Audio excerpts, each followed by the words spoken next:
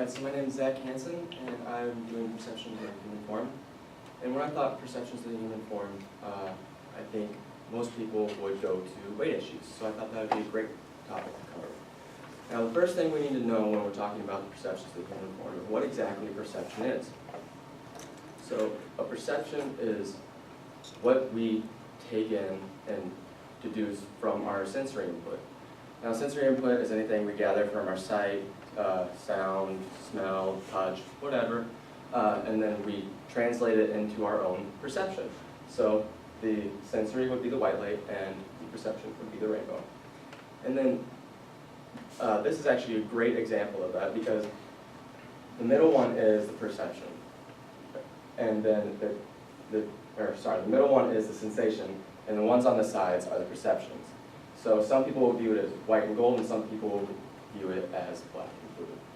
So that is a great example of sensation versus perception.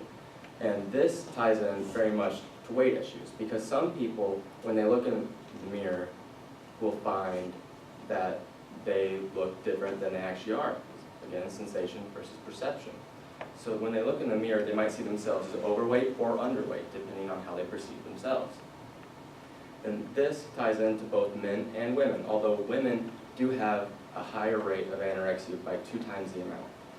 And this has a lot to do with media. And the media portrays women as very slim, fit, and most of the time on the verge of anorexia. And this is what the media generally portrays women as. And so then men are generally portrayed as, take it as it is, you know, throw them in a soup, call it good, you're good as you are. And that's why women, that's one of the factors in why women only have twice the rate of anorexia that men do. And because of this, ends up being a lot of bullying and other forms of harassment because of this in young school children. And this can cause people to question themselves and say, am I overweight, am I anorexic, just because of the way others perceive them? And this is what we can call the looking glass self.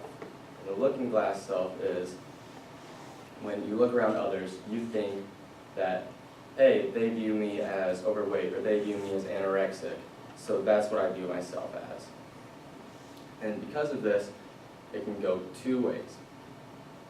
One, you can totally give into it and be like, okay, I'm overweight or I'm anorexic, and you just go with it, and you end up becoming what you believe you are. And so you'll end up like this horse and this guy if you believe that you're overweight and anorexic.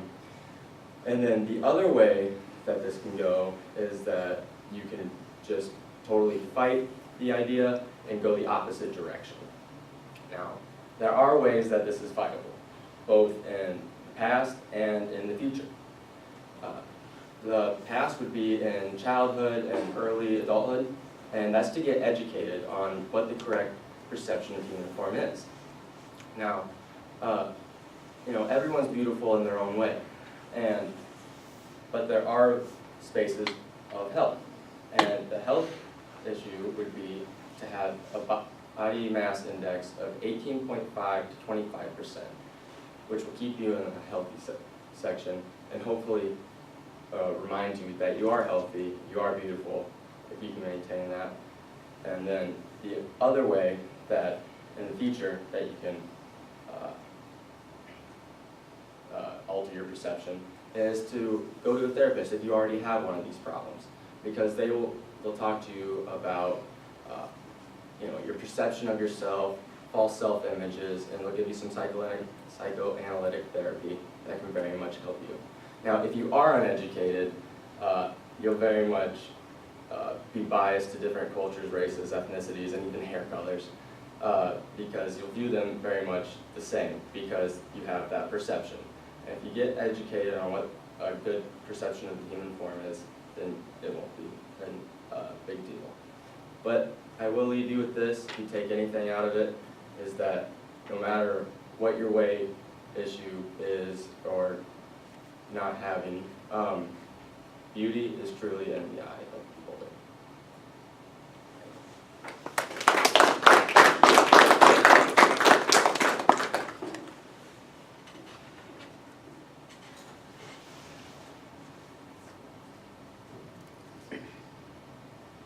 And this wasn't my original one that I had up, so it flip-flops sometimes too.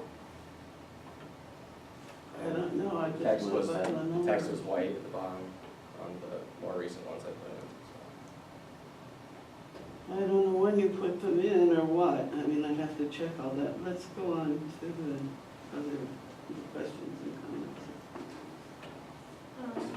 On this slide and the fourth slide, or any slides I have text in, I would take them out because, especially with this slide, like you can't really tell the pictures because the words are like covering it, sort of. Okay. So I would take that out. Okay. I thought your topic was good. The only thing is I felt like it was a little more of a lecture than a presentation. So next time I think you want to add more statistics and maybe some different kind of research that people have done on this. Because there is a lot of like good content that you like were kind of hitting on, but you turned it more into like a lecture in a way. Okay. And the reason I did that is because she was saying that most people won't remember statistics, so I really like threw one in. Yeah. Right, but you don't have to actually give the stats so much as we need to stay with things that are factual and specific. I think what I was hinting at is what I would call, there are a lot of judgments here being made here. The idea that somebody needs to go see a psychotherapist about their body image would have to be probably limited. Somebody who's very, very ill from anorexia, or someone who, I don't know, had some other kind of mental incapacity as a result. There's this notion here, you've said things like everyone's beautiful in their own way. No, that's not true. There are a lot of ugly people. The problem is that this seems to rest on the notion that beauty can be defined and should be sought, whereas a lot of people don't really care a whole lot about that, you know? And it's that assumption, that judgment, that this is something desirable, this body image, this ability to love one's body image. I see the extremes of it on campus a lot. Every term, some do-gooders will go into the women's restrooms and put sticky notes all over them that say things like, you've seen these, you know, say things like, you're really beautiful and you don't, you know, this and that. And hey, you know, that's really presumptuous to think that somebody might want to use the mirror just to check to see if, you know, the spinach from your salad and lunch is on your teeth, needs to be treated as though they're worried about their body image or how they look.